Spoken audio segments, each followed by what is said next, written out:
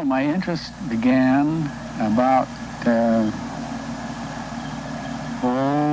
23 years ago when I was active in the aerospace industry. Our chief test pilot, Max Stanley, who had had a tremendous amount of previous aircraft experience, was making a trip back from Albuquerque to Los Angeles, to Hawthorne, to our plant there. And he and two very knowledgeable observers saw a UFO which could not be explained by any of the techniques that we knew then or know now. They were able to keep this object under observation for a period of about 20 minutes.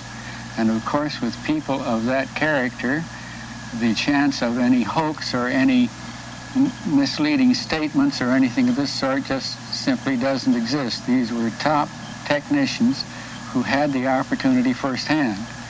Personally, I have never seen a UFO or had any contact with anyone who has other than Mr. Stanley. But I had complete and have complete confidence in him, and I know what he reported was actually there. Well, starting with that interest then, it became a natural thing to read up on what I could here and there in the other place, and my belief in the fact that there are UFOs, so-called, has been reinforced through the years by what I've read. A great incentive to believe, which occurred in 1950. So that's about the size of it. Well, you know, it really seems like these UFOs move in very strange patterns. They're able to hover, almost standing still, and then zoom off. It seems as if they must be utilizing some other form of energy that perhaps we don't know about. Now, in terms of our present, aerodynamic technology, do you feel that we're utilizing all that we can? Aircraft are thoroughly modern and up to date based on our present knowledge. But there is absolutely no question in the world but what there is not only a source of power of which we're not acquainted, but there is also a source of propulsion which we're not acquainted, because the UFOs seem to have unlimited power, which perhaps we might attain if we develop fusion. Fusion power is more or less goes on forever. Fission that we're using now utilizes the elements to a certain extent, but fusion recreates the material that's used. And perhaps a small fusion power plant would give you the power necessary. But the propulsion of these UFOs is unique. Their ability to hover, their ability to accelerate very rapidly, their ability to move at very high speeds, very much higher than anything that we have achieved even with our supersonic aircraft. All of these things, and particularly interestingly without sonic booms and the things that we don't like about our supersonic aircraft, all of these things indicate a type of propulsion which is unique, different than anything we know anything about, and which would be of tremendous value if we could develop it and use it. And that's the reason I feel, with a number of others who have studied it, that it is a subject which deserves the highest type of scientific study and at an early date. The advantages to be gained are perfectly enormous. Well, since you have designed a number of aircraft since the early days and throughout the war, such as the flying wing, would you say that flying saucers are aerodynamically sound? I don't believe they are aerodynamically powered. I don't think that there is any aerodynamic particular value to their shapes. They come in a number of different shapes, all the way from a flattened sort of pumpkin shape, flattened sphere like a pumpkin, to elongated sort of cigar shapes, to the well-known flying saucer shape, which consists of a saucer with another inverted on the top of it. And this type counts for about 50%. But the flight characteristics of all of the different shapes are similar. In other words, they've all been seen to accelerate rapidly, to be able to stop, to be able to turn rapidly, to be able to hover, at will anywhere they want to go, so that the type of sustension, propulsion, whatever it is, that enables them to behave in the fashion they do is something that we simply have no technical background for at the present time. Well, Mr. Northrop, how do you feel about the general ridicule that people are accorded that are into the study or believe in UFOs? Well, there has been a great deal of ridicule directed to the subject of UFOs, and probably rightly so to a certain extent, because probably 85 to 90% of the sightings of UFOs are not really unidentified flying objects. In other words, there is an answer to approximately 90% of the sightings that are made, which correspond to the present techniques that we have. There remains a 10% to 15% number, which cannot be explained by any of our present science. So that there's a natural reason to a certain extent for ridicule. And don't forget that the Wright brothers and Fulton and everybody, the man who invented the first steam engine, all were ridiculed. They didn't want to leave the horses or the buggies or anything of that sort. So it's a natural thing for humans to ridicule something that they don't understand. But the subject of UFOs has pulled in the serious study of many highly competent technical people. Many doctors of science have studied and fully believe in UFOs. And the number of these is sufficiently great and their reputation is sufficiently high so that there really, in my humble estimation, there's no room left for ridicule. It just doesn't belong in this subject if we're talking about genuine UFOs. And how long do you feel it will be before we are flying in UFOs? Well, this probably is a $64 question without a question of a doubt.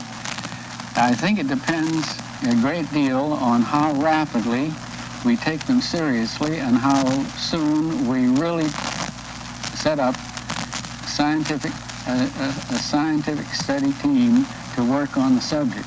We have records of thousands and thousands of sightings, and those could be correlated and arranged in a suitable fashion by the use of modern computers, so that we could probably learn a great deal that we don't understand now simply by that type of a study. Whether that would lead us to a solution of what the power is and what the propulsion method is, I simply don't know. It can be anywhere from 10 years to 10,000 as far as I can see right now. But I do believe that it's something that is realistic, something that is tremendously valuable, something that we ought to study as soon and as rigorously as it can possibly be arranged for. Science today really has been bridging time by speed, and for the past 100 years, we've really been able to move from the Wright brothers airplanes to 747s and jets, and even to our own lunar modules that go to the moon. I guess you might say around the world in 80 days to around the world in 90 minutes. That's about the size of it.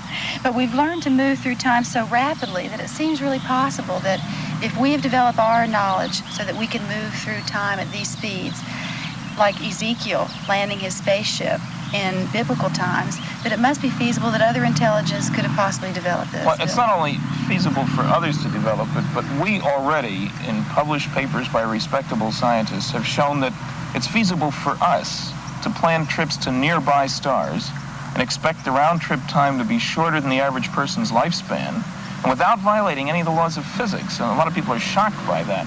And if you figure we can do that with 100 years of technology behind us, then surely somebody else who's been around a little longer, we've got a cosmic time scale to expand. 5 billion years for the solar system, give or take a little, maybe 10 or 15 billion years for the galaxy, and who knows how much for the universe. So if they got started on their technological kick of changing how they do things and using new technology a little bit before we did, they may have been traipsing around between the places for millions of years. What is really the difference between Earth time and the cosmic time scale? Well, part of it is our own limited sense of vision. A year seems like a long time, and part of it is that we casually sort of forget something that Einstein showed us, that crazy as it sounds, if you go close to the speed of light, which is only 670 million miles an hour, that's a nice clip. If you go close to the speed of light, time slows down. And it slows down a lot the closer you get to the speed of light.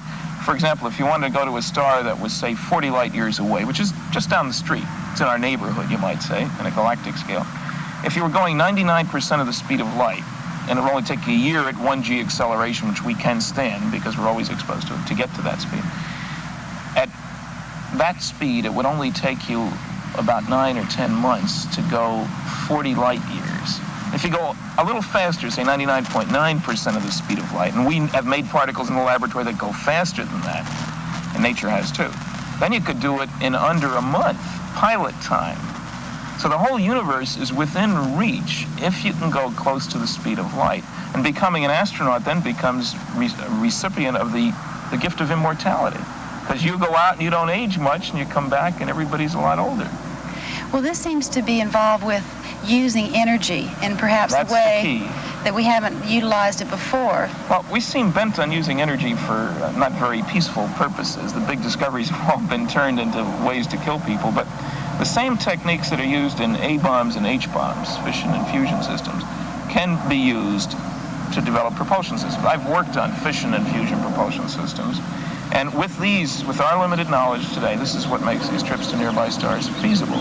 Well, could it be that our space brothers are watching us today and perhaps have been observing us since ancient times? It seems clear that we could have been marked on somebody's maps, stellar maps, you know, 1 million years ago, nice place to visit, wouldn't want to live there kind of thing. And they could be keeping tabs on us, or they could be coming here to vacation. They could be coming here for as many different reasons as people visit, well, from Los Angeles to New York.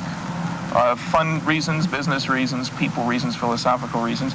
And yes, certainly some of them would be keeping their eye on Earthlings for an obvious reason. Anybody coming here now would certainly recognize a primitive society whose major activity is tribal warfare, whether we like it or not. That's the way it boils down to. And so with that notion, anybody would want to know when we're going into outer space, because if we take our own brands of sociology and friendship, namely hostility, shoot first, ask questions later, is an Earthling viewpoint, apparently, I think they'd want to know about it. You know, post the policeman, make sure those guys either stay down there or learn how to be adult Earthlings instead of the primitive society they are. Well, Stanton, you really do believe that UFOs exist? I'm convinced, after 14 years of study and investigation, that the evidence is simply overwhelming that planet Earth is being visited by intelligently controlled extraterrestrial vehicles, some flying saucers or somebody else's spaceship.